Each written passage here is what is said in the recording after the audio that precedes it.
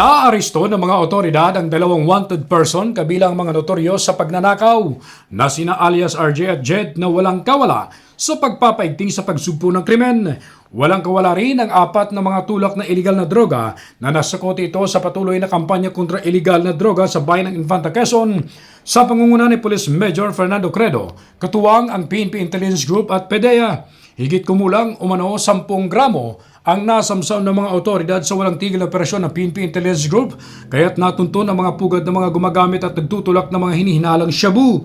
Binabalaan din ni Hepe Credo ang mga nagbabalak magasik ng lagim sa Infanta na walang lugar ang mga masasamang elemento sa nasabing bayan dahil tuloy-tuloy ang kanilang katrabaho hanggat hindi nauubos ang mga kriminal sa bayan ng Infanta.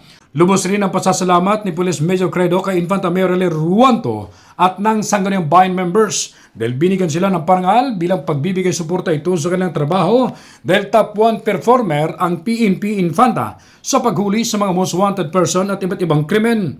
Ayon kay Hepe Credo, sa 25 most wanted person mula sa iba't ibang lugar na ibinigay ng korte sa kanila na nagtago sa Infanta ay mas dumubli pa nilang nagampanan dahil umabot pa sa halos 50 na mga kriminal ang kanilang naaresto. Napakalaki rin niya ang tulong ng LGO Infanta sa pagbuo at pagpapalakas ng force multiplier dahil mas napapaigting nito ang seguridad sa bawat barangay at dito rin nalalaman ang mabilis na impormasyon na natuntun ang mga masamang elemento.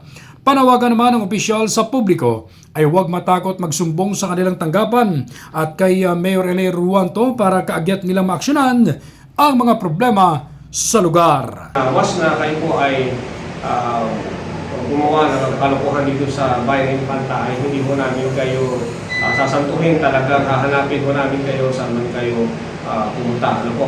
Kung kayo man ay, pero siyempre pinakamaganda sa lahat, sir, ay ang may-prevent o may-prevent natin ang mangyari ng krimen. So yung mga gumagawa o nagnanais na patuloy, no, gumawa ng kalokohan, krimen dito sa ating bayan ay mag-isip-isip po kayo na huwag na ninyong ituloy sapagkat bago pa man ninyong gawin ay sinisiguro namin na kami ay gagawa na ng hakbang.